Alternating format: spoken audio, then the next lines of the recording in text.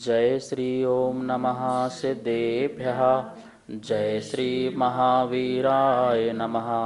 जय श्री परम्पराचार्य गुरुवे नमः।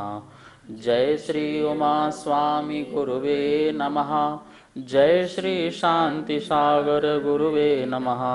जय श्री विद्यानंद गुरुवे नमः।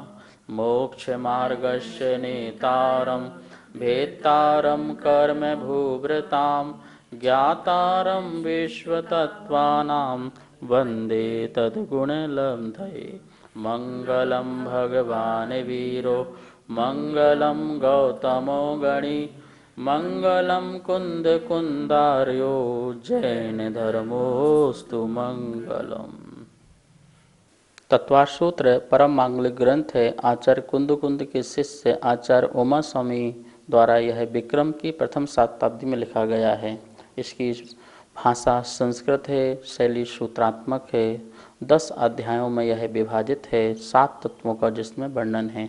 हम सभी लोग दूसरा अध्याय का अध्ययन कर रहे थे। जीव के असाधारण भाव, जीव का लक्षण, जीव के भेद प्रभेद, और अब वर्णन चल रहा था जीव के जन्म आदि के बारे में और जीव के उत्पत्ति स्थान योनि आदि के बारे में। बहुत सुंदर क्रम से आचार्य भगवान उमा स्वामी हमें यहाँ पर जीव की जो परिक्रमा है, कैसा वो जीव जाता है, कैसा जीव जन्म लेता है, कैसे स्थान पर लेता है, ये सारा बहुत सुंदर वर्णन यहाँ पर कर रहे थे। और उसमें भी हमने जो 9 प्रकार के योनि स्थान थे उनको कल अपन ने देखा था। एक बार पुनः अपन सूत्र को यहाँ पर बोर्ड के माध्यम से देख लेते हैं और फिर इसके बारे में आगे समझते हैं। अपन दूसरे अध्याय का 32वां नंबर सूत्र देख रहे थे। देखिए, सचित शीत संवृतः शेतरा मिश्रास चैकशस तद योन्यः। इस प्रकार से सूत्र का उच्चारण अपन ने देखा था।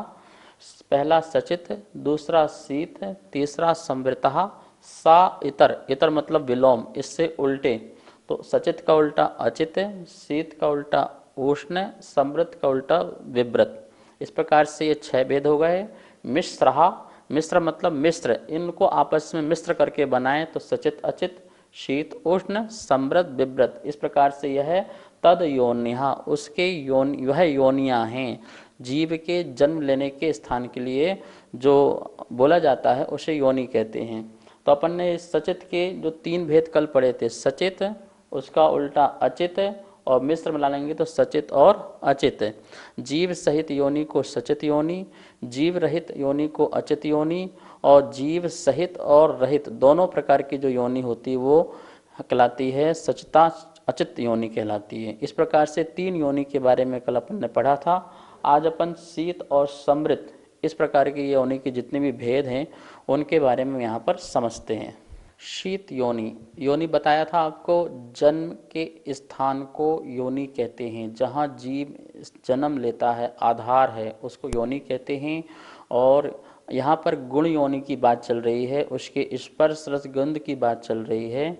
यहाँ शीत योनि जिसमें शीत स्पर्श प्रकट हो, मतलब जैसे बर्फ़ है, बर्फ़ में कोई जीव जन्म ले, हिम पर्वत में कोई जन्म ले, या जितने भी ठंडे जल है, ठंडे जल में किसी जीव का जन्म हो तो वो जन्म स्थान उसका वो कहलाएगा, वो शीत योनि कहलाएगी। ठीक है ना। तो ये जल है, अपन सोचते हैं जल ठंडा है, उसमें जीव नहीं है, उसमें ठंडे जीव स्थान पर भी जीवों के जन्म होते रहते हैं। बर्फ़ हो, ठंडा पानी हो, या बर्फ़ या पहाड़ में बर्फ़ आदि हो, ओश हो, इन सब में जीव की उत्पत्ति होती रहती है। ये कहलाती है उनकी शीत योनि कहलाती है। ठीक है ना।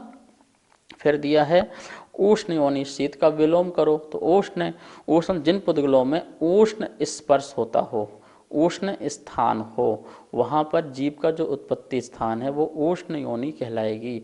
जैसे गर्म स्थान है, धूप है, धूप के लगने से कोई स्थान गर्म हो जाए, वहाँ पर उसका जन्म हो जाए जीव का, तो देखते हैं ना, सर्दी गर्मी मिलने से जीव की उत्पत्ति हो जाती है, वो समूर्छन जीवों की उत्पत्ति हो जाती है। तो इस प्रकार से अग्नि कायक में जो जीव हैं वो उष्ण जीव हैं, वो उष्ण योनि उनकी है, जहाँ और भी जीवों की उत्पत्ति होती रहती है। आप जो अग्नि देखते हैं वो असंख्यात जीवों का पिंड है। जितनी आप छोटी सी दीपक की भी देखो और बड़ी अग्नि भी देखो, उसमें असंख्यात जीव होते हैं, तो हमको अग्नि दिखाई देती है। कितने जीवों की उत्पत्ति उसमें होती रहती है, ठीक है ना। ये लाइट है, लाइट के माध्यम से गर्माहट है, तो गर्माहट में जीव पैदा होते हैं। आप देखिए मुनिराज लोग जब ठंडे प्रदेश से गर्म प्रदेश में जाते हैं तो अपने पीछे से शरीर में मार्जन करते हैं। क्यों करते हैं मार्जन? कि यदि ठंडे प्रदेश के कोई जीव हमारे शरीर में आ गए हों तो वो जीव वहीं ठंडे में ही रहें, वो गर्म में जाकर के वो उनकी क्षति हो सकती है, उनको नुकसान हो सकता है, उनकी हानि हो सकती है, वो उनकी आयु समाप्त भी हो सकती है।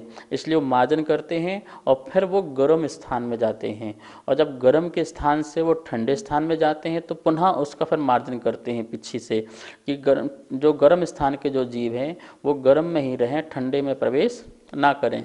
जैसे अपन पानी गर्म करते हैं, गर्म पानी हो गया तो गर्म पानी में ठंडा पानी मिक्स नहीं करते हैं। क्यों?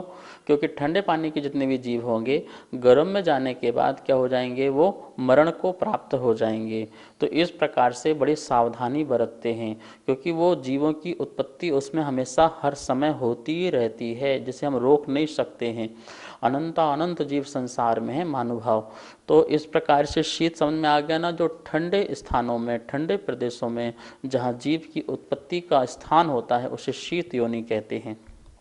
और उष्ण योनि जो गर्म स्थान है, और गर्म स्थान में जहाँ पे जीव की उत्पत्ति हो, स्थान हो, उसे अपन उष्ण योनि कहते हैं, ठीक है ना।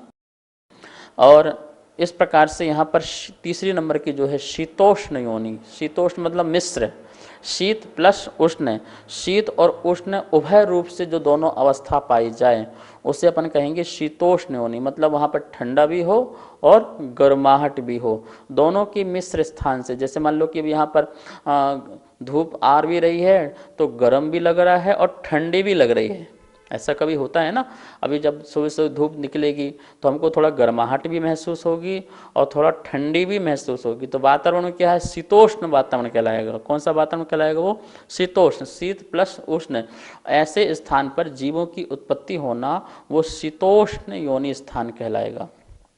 इस प्रकार से यह शीतोष्ण योनि हुई। शीत, उष्ण और शीतोष्ण, तीन का अपन ने यहाँ पर वर्णन किया।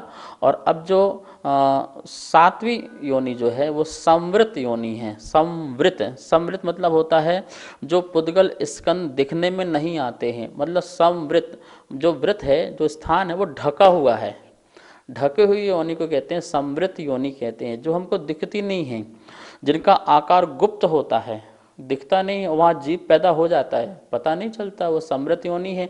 जैसे अब ये बेंच है, इस बेंच के अंदर कीड़े लग जाएं, वो हमको ना दिखे, तो वो कौन सी योनि हो जाएगी? वो संवृत योनि हो जाएगी। जिसको जो योनि स्थान दिखाई जिसको ना दे वो कहलाता है संवृत योनि। गेहूं है, अनाज है, उसके अंदर कीड़े लग जाएं और दिखाई ना दे तो वो कौन सी योनि हो जाएगी? वो भी संवृत योनि हो जाएगी, ठीक है ना। तो जो ढकी हुई है, जहाँ पर पुद्गल के स्कंद देखने में नहीं आते हैं, उसे हम कहेंगे, उस आकार को, गुप्त आकार को संवृत योनि कहते हैं। आठवीं नंबर की है विवृत योनि।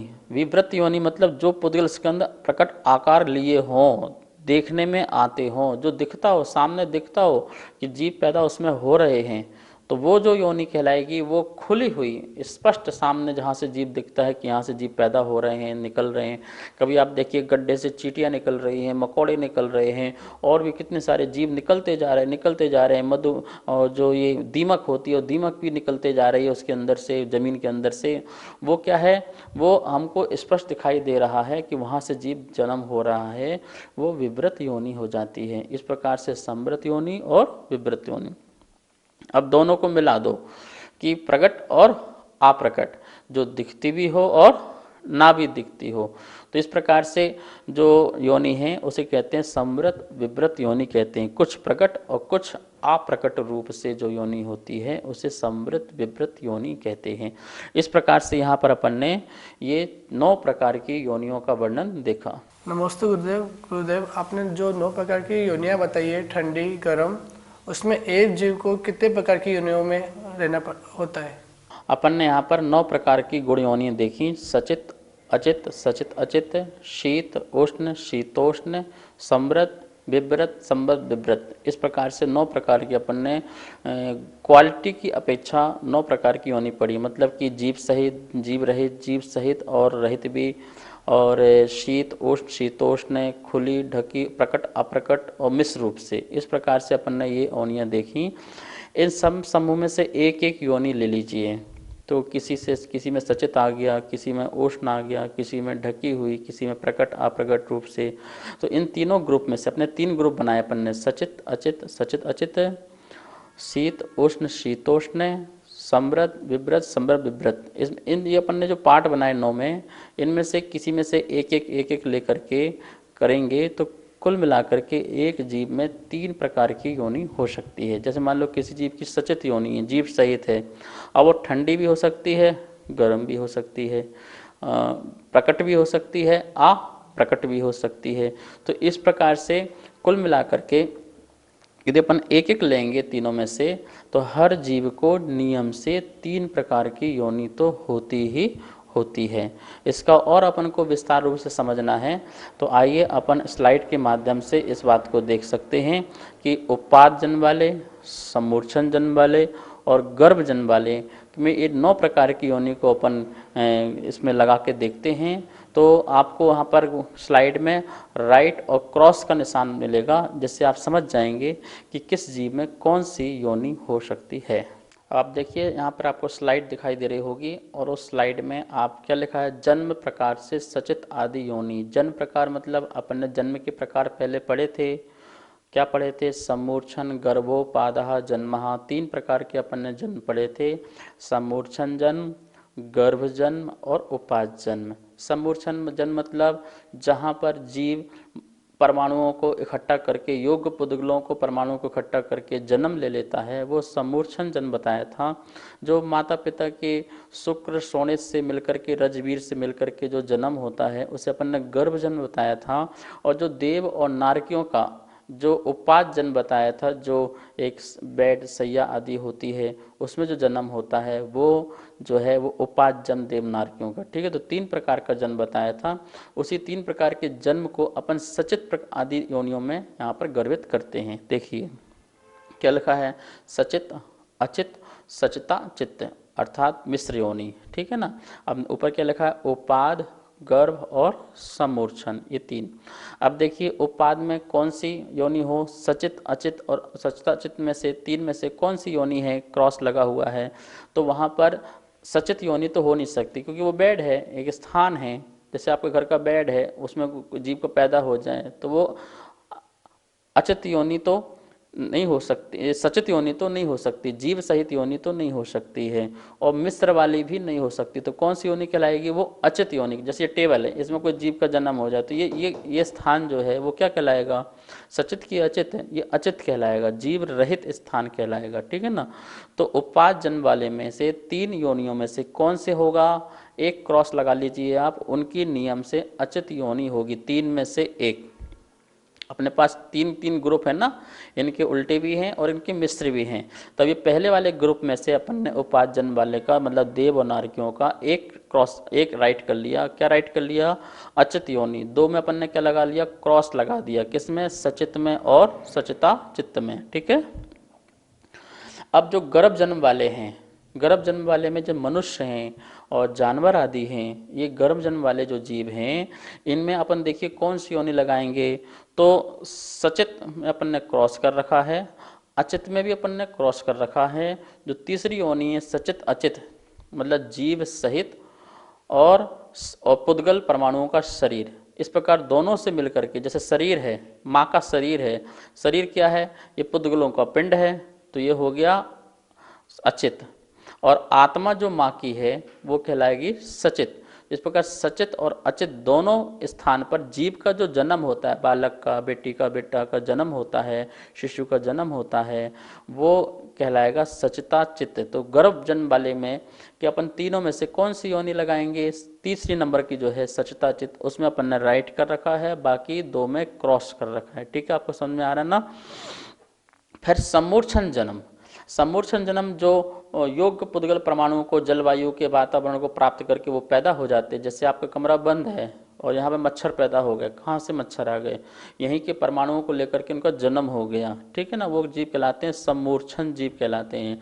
तो समूर्छन जीव की कौन सी योनियाँ होंगी, तो क्या देखिए, उनकी सचित भी हो सकती है, अचित भी हो सकती है, सचिता चित भी हो सकती है, ठीक है ना। तो 3 प्रकार की योनि हो सकती है, किसी की सचित होगी, किसी की अचित होगी और किसी की सचता चित्त भी होगी। तो तीनों प्रकार की समूर्छन जन वालों की यहाँ पर योनियाँ हो सकती हैं।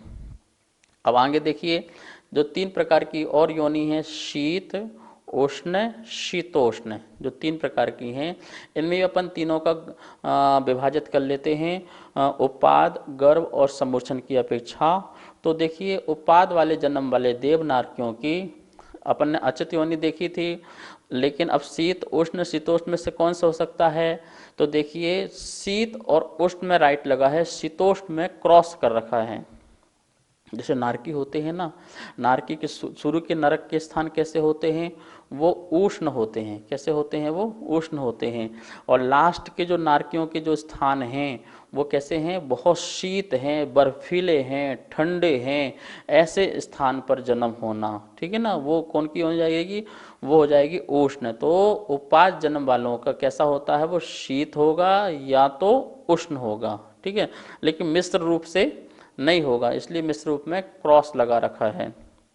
गर्भ वाले की क्या हो सकती है, गर्भ वाले की जो योनि है वो शीत भी हो सकती, किसी की उष्ण भी हो सकती है और किसी की शीतोष्ण भी हो सकती है। कौन सी हो सकती है, शीतोष्ण। तो इस प्रकार से ये तीनों प्रकार का ये पाया जा सकता है, ठीक है। और समूर्छन वाले में भी ऐसा हो सकता है, जहाँ पर जीव यहाँ जन्म ले रहे हैं, मतलब गर्म स्थान में धूप आ गई, वहाँ जन्म हो गया, तो वहाँ भी हो सकता है जन्म। जो ठंडा स्थान है वहाँ भी जन्म हो सकता है। और ऐसा मिश्र स्थान भी हो सकता है, जहाँ पर ठंडा गर्म दोनों स्थान हो, वहाँ भी जीव का जन्म हो सकता है। तो समूर्छन जन्म वालों को भी तीनों प्रकार से हो सकती है, लेकिन ध्यान रखना एक जीव में एक ही लगाना, या तो ठंडा या गर्म या मिश्र। इसलिए मैंने आपको बताया कि कुल मिलाकर के प्रत्येक जीव को 3 प्रकार की तो होती ही होती है, तीनों में से एक एक लेना है, ठीक है। अब जो तीसरी प्रकार की है समृत, विवृत और समृद्ध विवृत, इस पर आप चार्ट में दिखाई दे रहा होगा आपको। और इसमें जो है अपन घटित करते हैं कौन कौन से की, जैसे उपाद दिया है पहले, तो देव और नारकी उपाद जन्म वालों का कौन सी योनि है, समृत, खुली बेड में आए जन्म ले लिया, घंटे आकार उनका है नारकियों का, वहाँ से उनका जन्म हो गया, तो स्पष्ट दिखाई दे रहा है, ढका हुआ नहीं है, खुला हुआ स्थान है और वहाँ पर उनका जन्म हो गया, समृद्ध हो गया, ठीक है ना।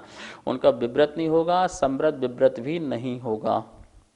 गर्भ वाले का क्या सा होगा, समृद्ध होगा, नहीं होगा समृद्ध, मतलब वो खुला नहीं होगा, जन्म स्थान जो है ढका होगा, और विव्रत भी नहीं होगा, दोनों मिक्स होगा, समृद्ध विव्रत, प्रकट और अप्रकट स्थान गर्भ वालों का होगा, दिखता भी है और नहीं भी दिखता है।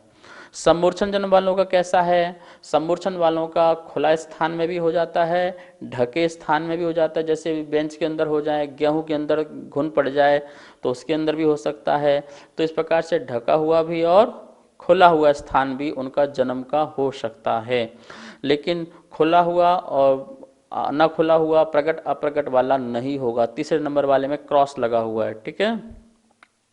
समूर्छन में भी और भेद कर देते हैं, जैसे 1 इंद्री, 2 इंद्री, 3 इंद्री, 4 इंद्री आदि इसके भेद हो जाते हैं। तो अब 1 इंद्री वालों में देखिए क्या लिखा है, उनका नियम से समृत होगा, कैसा होगा, समृत होगा, विव्रत और समृद्ध विव्रत नहीं होगा, ठीक है।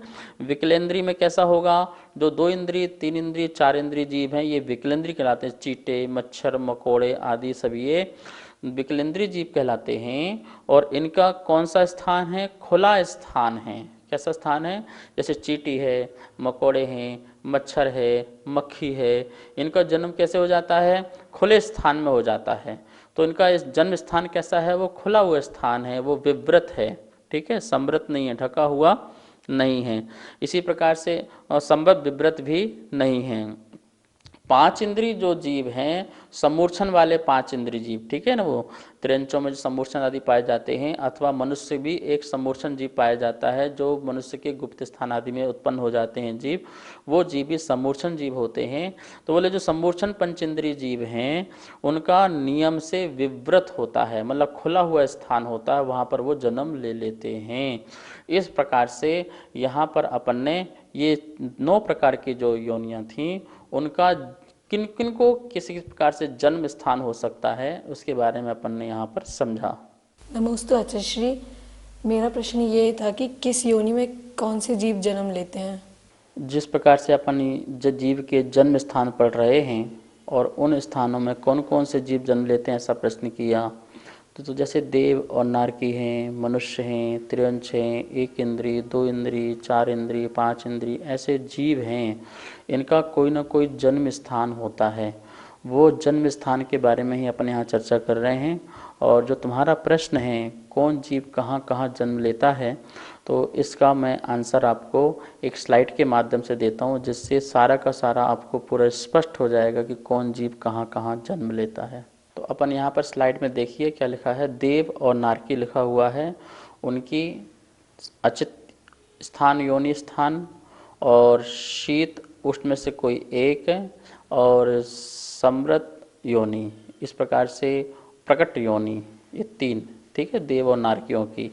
मनुष्य जो है गर्भज और त्रियंश जो है गर्भज जीव हैं, उनकी सचित अचित, प्रकट और अप्रकट, और शीत उष्ण और शीतोष्ण, इन तीनों में से कोई एक, और समृत विव्रत ये होनी रहेंगी। इस प्रकार से ये 3 हो गई।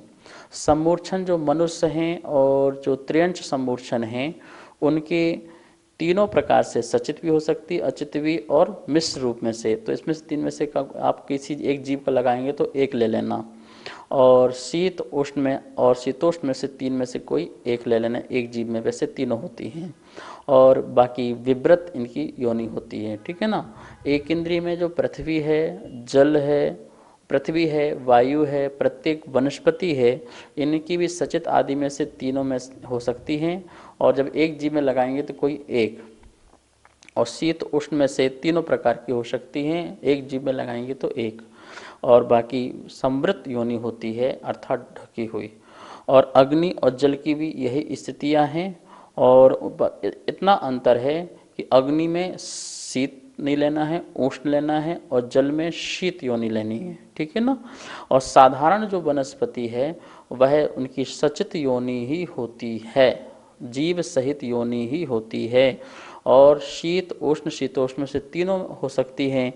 और यहाँ पर जो समृत जो योनि है वह इसमें घटित होती है। तो इस प्रकार से अपन ने देखा कि जीव के कौन कौन से जन्म स्थान योनि हो सकते हैं। इस प्रकार अपन ने यहाँ पर गुण योनि के भेद पढ़े। महानुभाव, हमने अनंत काल तक ऐसे ही स्थानों में जन्म मरण करते रहे, लेकिन हमारा आज तक जन्म मरण का चक्र समाप्त नहीं हुआ है। हम ये सिर्फ सम्यक ज्ञान इसलिए ले रहे हैं कि हमको ज्ञात रहे कि हमने कहाँ कहाँ कैसे कैसे स्थान पर कैसे कैसे जन्म लिया, और अब हमें कुछ ऐसा करना है कि हमारा ये जन्म मरण का चक्कर समाप्त हो जाए। हम इस मनुष्य पर्याय में उत्तम कुल में जैन धर्म में आए हुए हैं। अपनी आत्मा को जानें, अपने आत्मा को शरीर से भिन्न जानें, अपने स्वरूप को जानें, ध्यान करें, स्वाध्याय करें, भेद विज्ञान करें, स्वपर ज्ञान का ज्ञान करें, जिससे हमारे जीवन में आत्म शांति हो, और यह योनियों में जन्म लेने का जन्म आदि जो कारण हैं वो कारण समाप्त हो, ऐसा हमें पुरुषार्थ करना चाहिए। आज हम लोग सब लोगों ने इस सूत्र के बारे में पढ़ा और आपने समझा। अब हम सब लोग मिलकर के जिनवाणी स्तुति करेंगे। जावाणी के ज्ञान से सूझे लोकालो, सो वाणी मस्तक धरूं सदा देत हो धो। हे जिनवाणी भारती तो हे जपो दिन रैन, जो तेरा सरना धरे सो पावे सुख चैन। सभी को बहुत बहुत मंगल आशीर्वाद।